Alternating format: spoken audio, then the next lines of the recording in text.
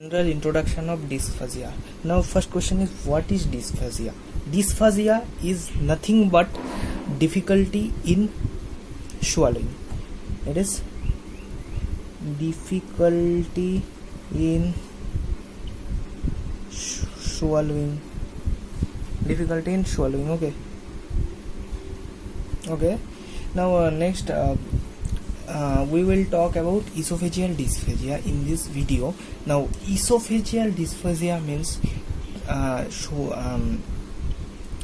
difficulty in swallowing in esophagus. Okay, so we will discuss esophageal dysphagia. Now it may occur due to following reasons, but we will discuss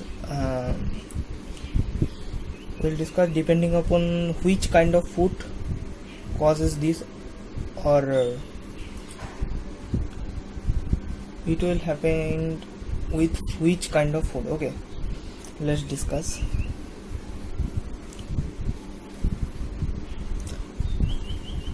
Dysphagia occurs for both solid and liquids,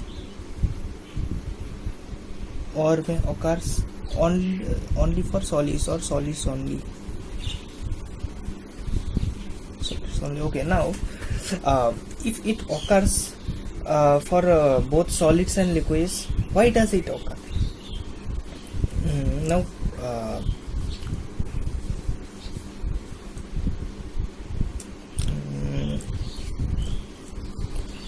for if it occurs for solids only, why does it occurs for solids only? We'll discuss. Okay, first let's discuss about the solids and liquids. Now if it occurs for both solids and liquids, it is actually a motility disorder. Motility disorder suggests that it is a motility disorder. It means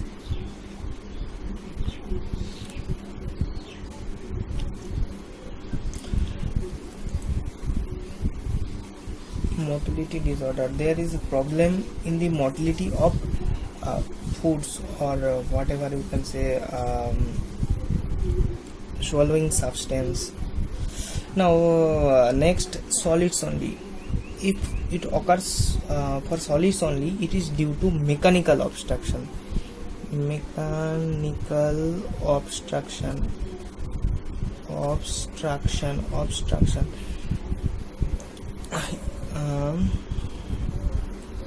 In case of solids only, mechanical obstruction is the main cause. Now if there is any mechanical obstruction, it obstructs the esophagus. As a result, solid faces problem for passing through it, but liquid do not face any kind of problem. Okay, now it both may be progressive and non-progressive. Okay, progressive and non-progressive, which is also called as intermittent.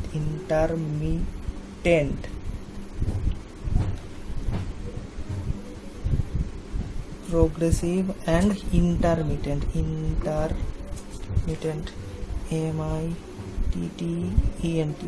Okay, let's discuss about progressive in case of motility disorder. Now progressive. Now let's discuss about what is progressive and what is intermittent. Progressive means the condition of the disease will become more worsen followed by time. Okay, but in case of intermittent, no progression in disease. That means a condition of disease remains same, not worsen.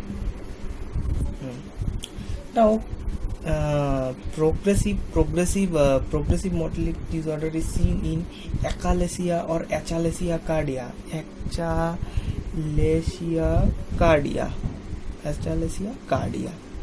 Okay, intermittent is seen in esophageal, not in esophageal, diffuse esophageal spasm. Diffuse esophageal spasm. Diffuse esophageal spasm. Diffuse esophageal spasm. On the other hand, solids, in case of solids only, progressive example of progressive is esophageal carcinoma. Esophageal carcinoma. Esophageal carcinoma. Okay, but in case of intermittent, in case of solids only, that is mechanical obstruction. That in case of mechanical obstruction, it may be GERD, that is gastric esophageal reflux disease. Another one is lower esophageal rings. Lower esophageal rings. Esophageal rings, also called as Scott-Jacques rings. Scott-Jacques ring. Scott-Jacques ring. Scott-Jacques ring. Okay. Scott-Jacques ring. Now we will discuss details. Before going to details, we will discuss about some diagnosis. Okay, we'll discover some steps of diagnosis. Now how it is diagnosed. Okay, diagnosis. If we see diagnosis, first we have to perform barium swallow.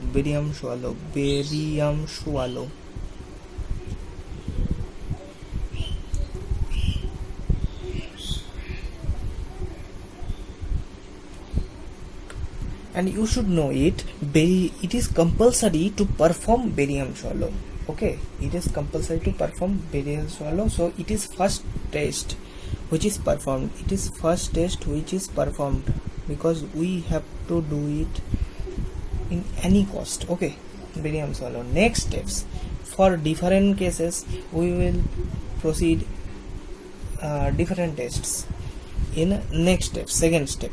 In second step, for motility disorder, that is for solids and liquid motility disorder. For motility disorder,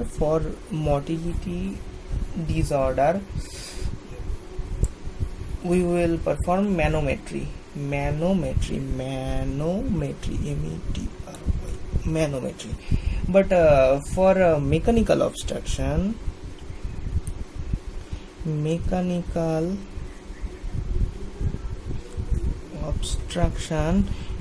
will perform endoscopy. Okay, for motility disorder, which is occurs for both solids and liquids, we will perform manometry. But for mechanical obstruction, which will occur for solids only, we will perform endoscopy. Okay, that means for all of the disease, first step for diagnosis, we will perform barium swallow.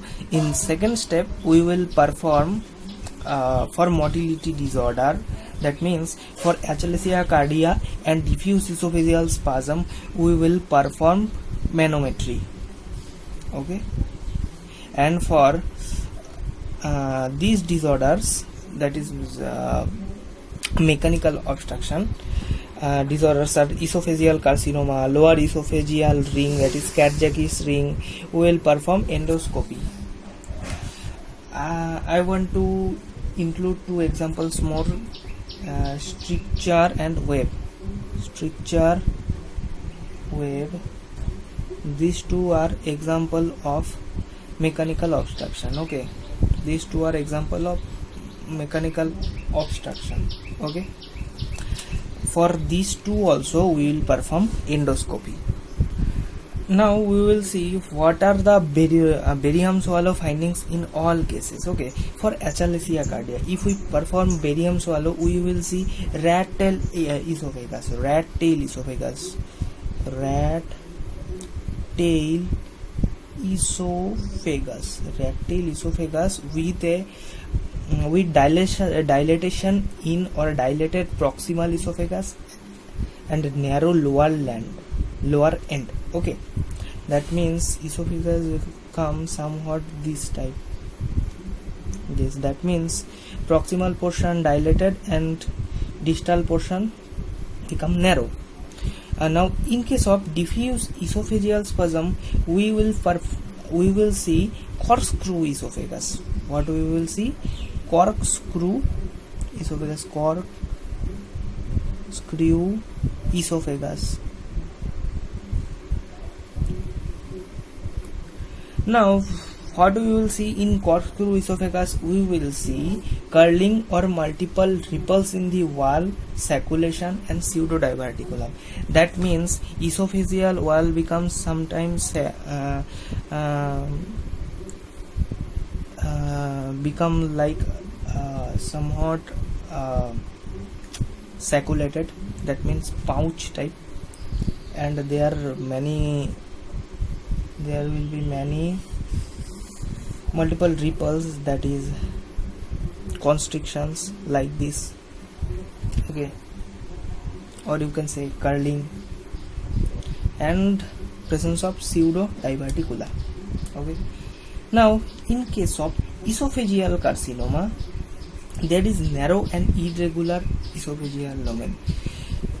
Esophagus become narrow and irregular like this. Okay,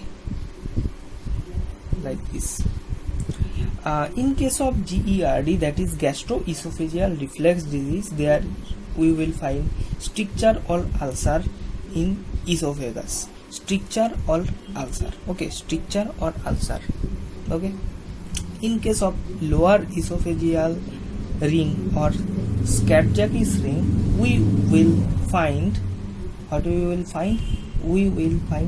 ring appearance in lower end of esophagus as a constriction. Okay, in lower esophagus, lower part of esophagus, like this, ring like appearances, lower part of esophagus.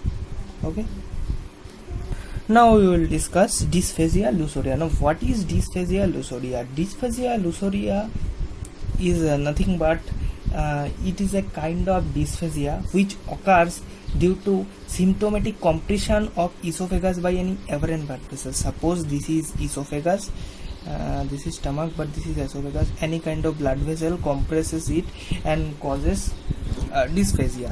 This is called dysphagia lusoria. Now there will be formation of constriction in the esophagus. Okay, there will be formation of constriction in the esophagus.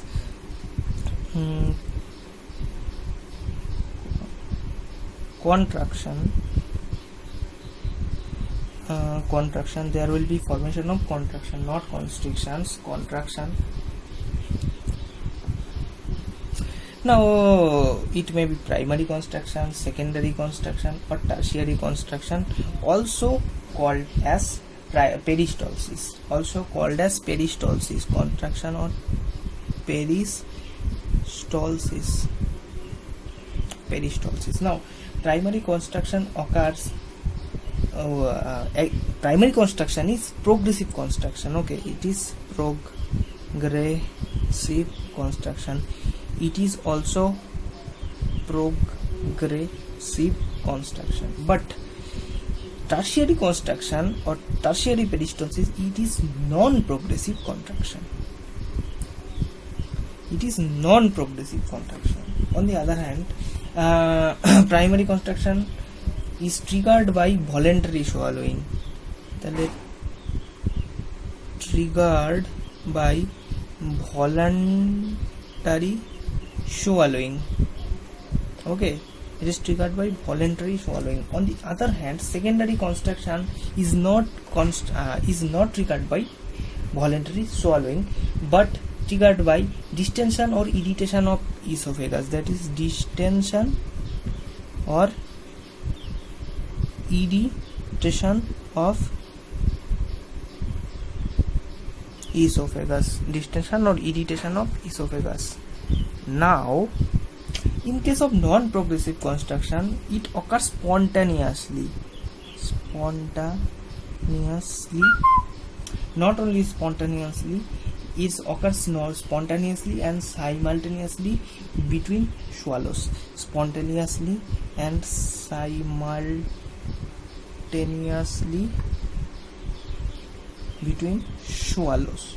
Okay, and one thing you should remember, that is simultaneous. It is actually tertiary contraction is simultaneous, non-progressive and non-peristaltic. As it is non-progressive, it will non-peristaltic. That is non-peristaltic. Thank you.